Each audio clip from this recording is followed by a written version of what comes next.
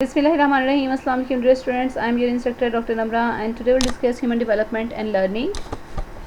After completion of this unit, students will be able to differentiate between growth and development, explain different domains and stages of development, articulate the principles of lifespan developmental approach, discuss the basic issues involved in child development, identify the factors that influence child development.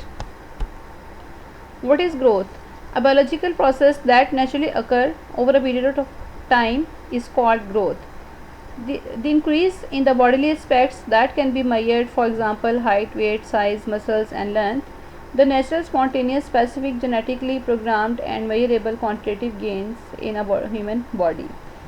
ठीक है, अब वो कहने की growth क्या है कि biological process है जिसमें आप नेचुरली आप ह्यूमन बॉडी में जो चेंजेस आती हैं over the period of time, ये ग्रोथ कहलाता है, जिसको क्वांटिटेटिव वे में मेजर किया जा सकता है, लाइक हाइट, वेट, साइज़. और एक स्पॉन्टेनियस है यानी नेचुरल प्रोसेस है जो कि अकर होता है with the passage of time. और क्वांटिटेटिव यानी ह्यूमन बॉडी में कोई चेंजेस आ रही है, मेजरेबल चेंज आ रहा है, तो उसको हम कहते हैं इसमें ग्रोथ का प्रोसेस अकर है. डेवलपमेंट क्या है? It is a process of function and physical maturation of an individual. It is a progressive increase in scale and capacity or function. Most of these changes are qualitative in nature and influenced by context. For example, changes in behavioral, social, moral and intellectual aspects of an individual. Overall, these changes result in better adaptive, organized and complex human behavior.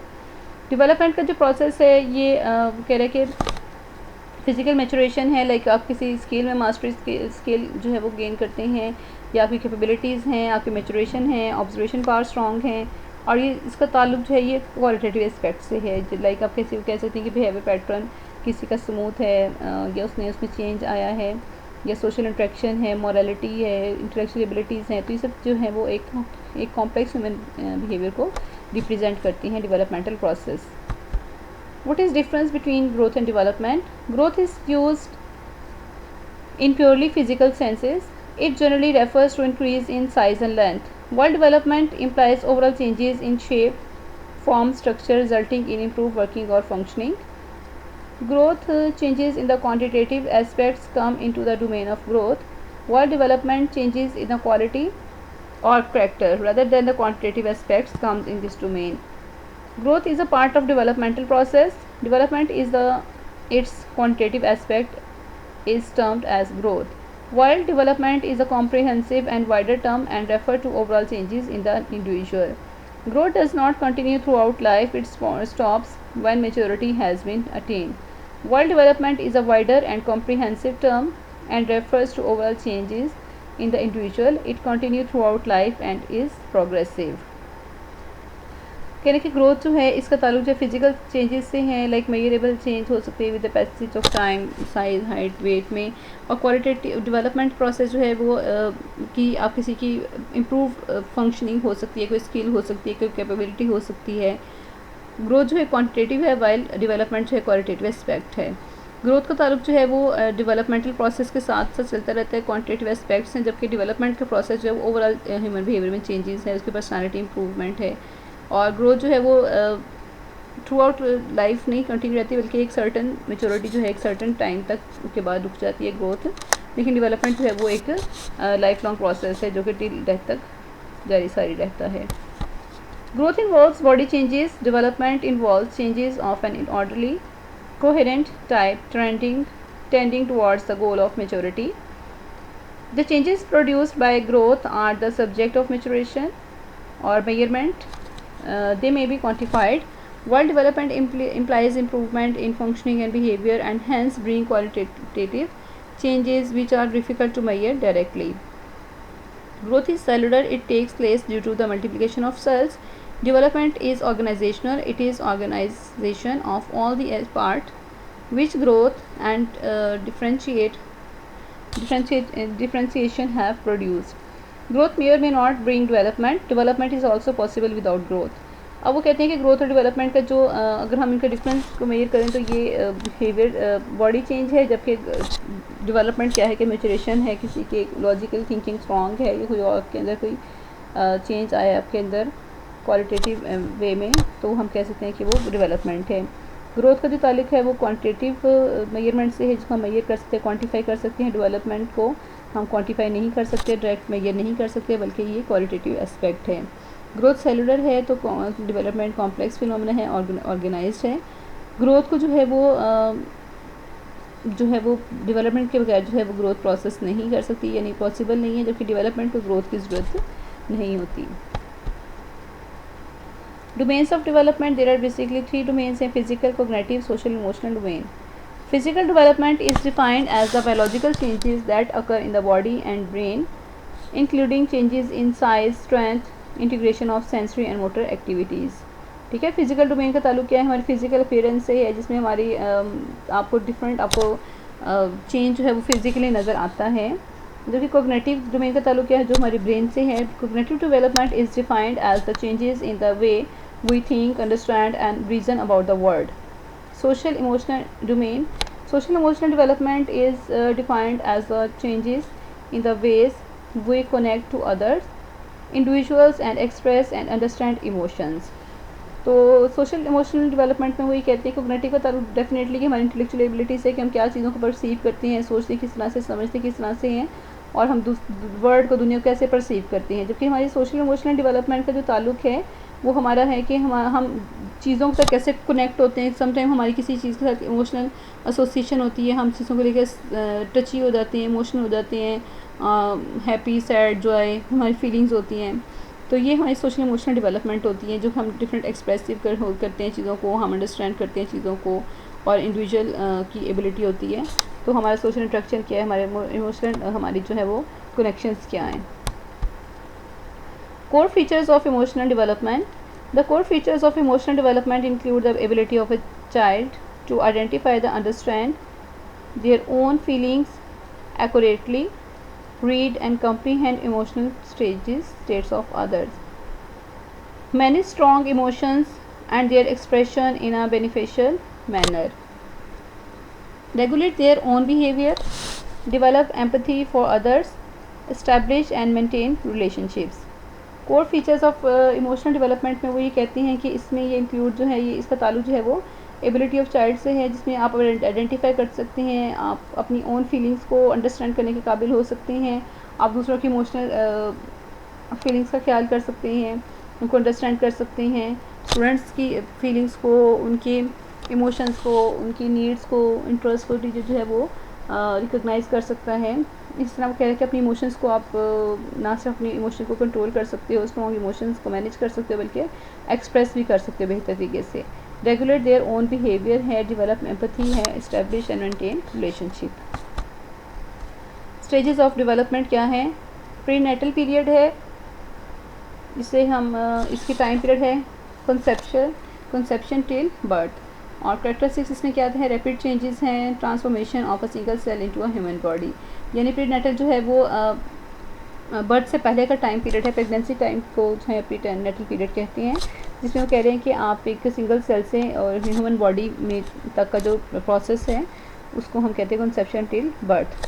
ठीक है, तो birth से पहले तक का जो time है वो प्रीनेटल पीरियड कहलाता है। फिर इन्फेंसी एंड टोडलहुड जो है, इसमें बर्थ से लेकर 2 ईयर्स तक का टाइम पीरियड जो है वो इंक्लूड होता है। एक्सट्रीम डिपेंडेंसी है, beginning of intense physical, cognitive and social emotional development है, सिंबॉलिक थॉट है, लैंग्वेज डेवलपमेंट है और सोशल लर्निंग है।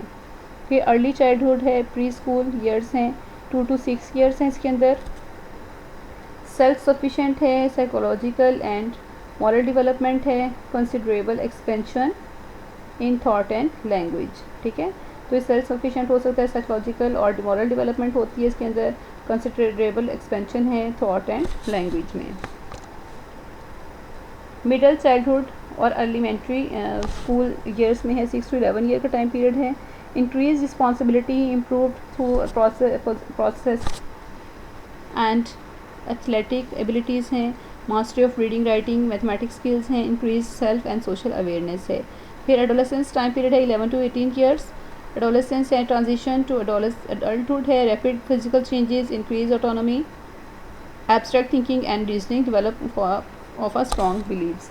अब ठीक है, आपने देखा कि मिडिल चाइल्डहुड में क्या होता है कि बच्चे जो हैं वो रिस्पॉन्सिबल हो जाते हैं, लेकिन अपनी little bit mastery skills gain करते हैं, मैथमेटिक्स, लॉजिक, रीडिंग, राइटिंग और स्पोर्ट्स में उनका इंटरेस्ट होता है। छोटे बच्चे ज़्यादा खेल कूद को पसंद करते हैं।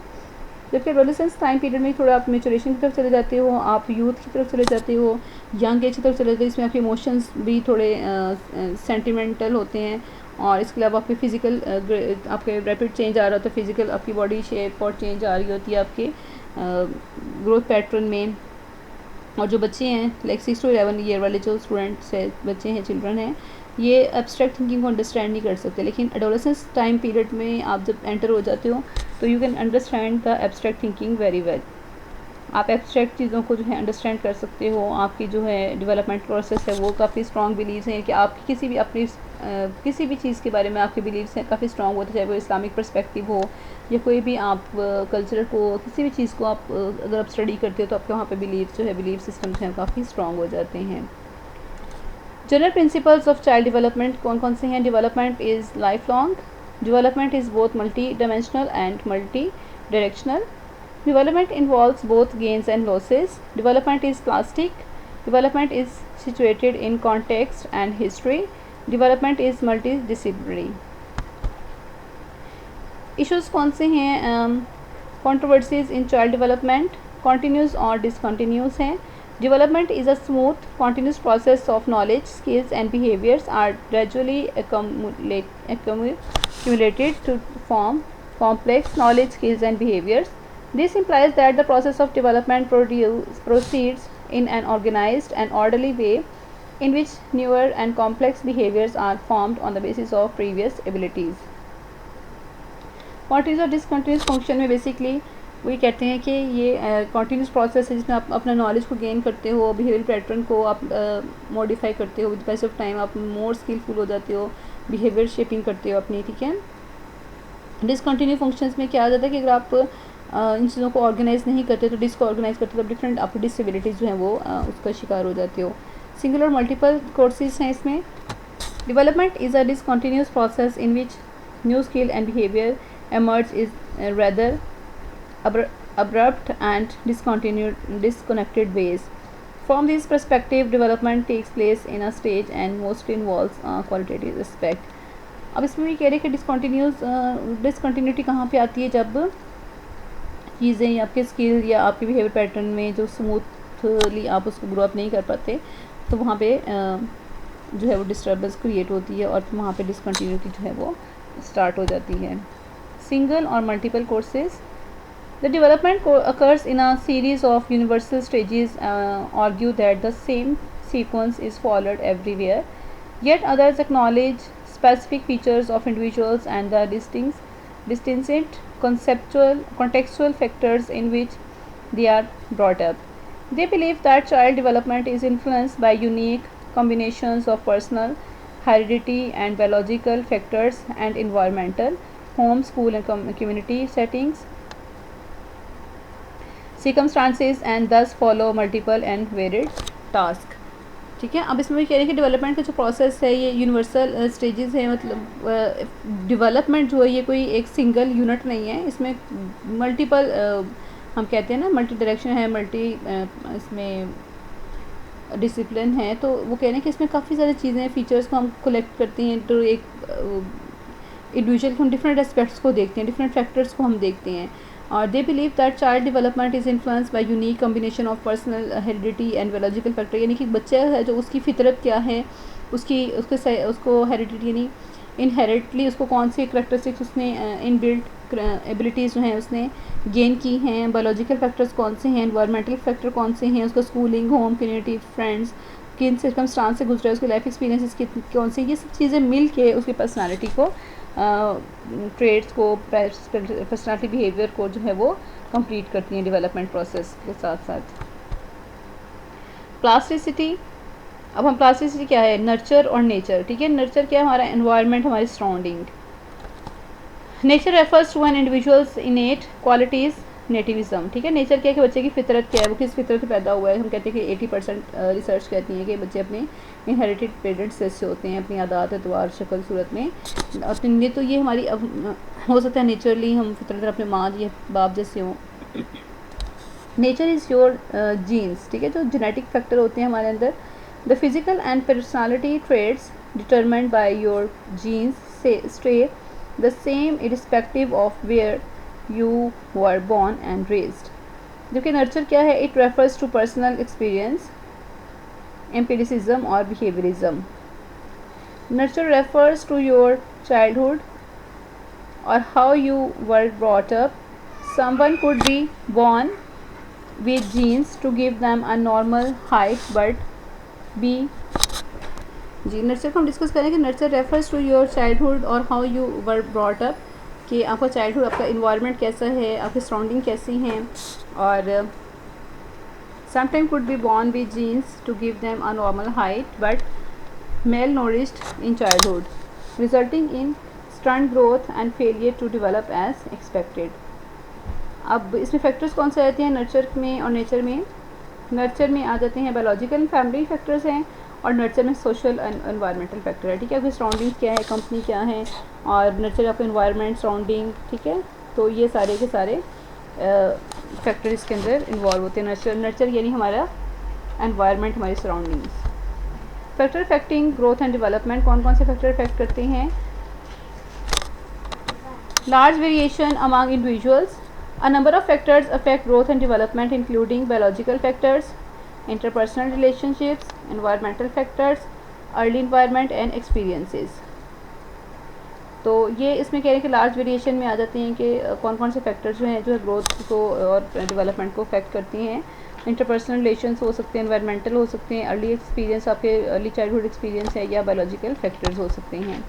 बायोलॉजिकल फैक्टर की हम डिटेल्स को डिस्कस करें तो biological factors refers to the genetic features that individuals receives from their parents. जिससे मैंने कहा कि 80% अपने पेरेंट्स जैसे होते हैं बच्चे, और जेनेटिक हेरिटेज जो फैक्टर होती हैं वो बाय बर्थ आप में जो है वो जेनेटिकली आप में ट्रांसफ़र हो जाते हैं. These include gender as well as general, physical and mental health, inherited traits. Boys and girls tend to develop in differently. Similarly, general health of the child, for example, birth, weight and medical condition, influence his or her development over time. Besides, maternal age, health, stress and nutrition are likely to influence our child's development. Biological factors में वो कह रहे हैं कि इन सब चीज़ों के साथ साथ वो आपकी मैटरनल एज है, आपकी हेल्थ है, स्ट्रेस, न्यूट्रिशन, ये सब चीज़ें भी इन्फ्लुएंस करती हैं बच्चे की चाइल्ड की डेवलपमेंट पे. ठीक है, इसी तरह हम कह रहे हैं कि जनरल आपकी हेल्थ जो है आपका, यानी कि आपकी बर्थ के टाइम पे आपका वेट, आपकी मेडिकल कंडीशन, तो ये सब चीज़ें भी with the passage of time जो है वो आपके डेवलपमेंट को अफेक्ट करती हैं.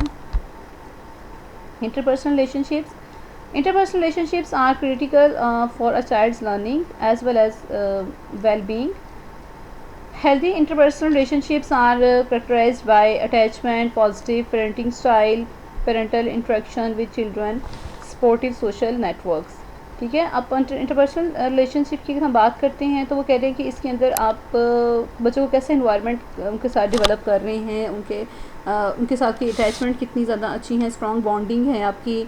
आप पॉजिटिव पेरेंटल स्टाइल को अडॉप्ट करते हुए, इसका मतलब ये है कि आप एक ऐसा बच्चों को खुशगवार माहौल देती हो कि इसमें ये नहीं है कि आप बच्चों को रेनफोर्स या पनिशमेंट का कॉन्सेप्ट नहीं है, बल्कि ये कि आप बच्चों को किस तरह से स्मूथ वे में आप अपनी बात को मनवा सकते हैं बच्चों से, या उनको आप ज़िद से या इस तरह की जो इरिटेटिंग थिंग हैं बच्चों में, नॉइज़ी, इरिटेटिंग और चीज़ों से आप उनको कैसे उनके अंदर बिहेवियर मॉडिफिकेशन करनी है, पॉजिटिविटी किस तरह से आप उनके अंदर इनकलकेट कर सकते हैं. फिर पेरेंट्स का बच्चों से इंटरेक्शन कैसा है, आपका सोशल इन्वायरमेंट कितना ज़्यादा पॉजिटिव है. ठीक है, अब जो हमारा नर्चर है वो इन्वायरमेंटल फैक्टर है, डेफिनेटली वो भी हमारी ग्रोथ और डेवलपमेंट बच्चों की इफेक्ट करती हैं. तो इसमें आता है environmental factors, influences including parenting, nutrition, housing, education, culture, income, employment, health, service, safety, etc. affect a child's development. It is important that children are brought up in a safe, healthy and nurturing environment to positively influence their development.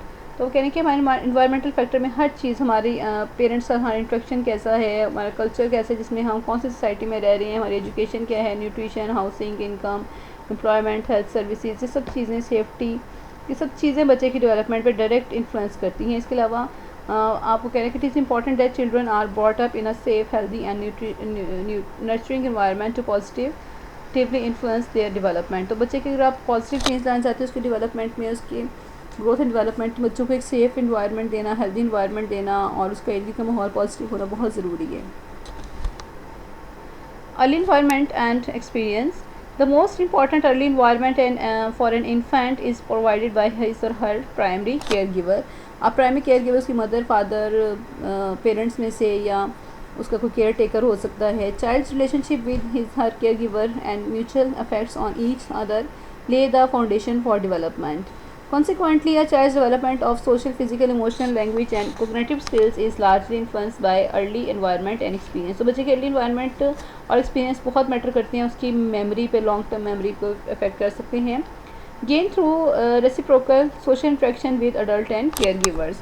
इस तरह से अपने बच्चे के जो care giver के साथ जो है अर्ली उसके रिलेशनशिप है वो उसको ट्रस्ट बिल्ड करने में और उसके अंदर पॉजिटिव जो रिलेशन को डेवलप करने में जो है काफ़ी ज़्यादा वो मददगार साबित होते हैं। ये जो है any question you may ask in a comment section. Thank you. अल्लाह हाफिज़।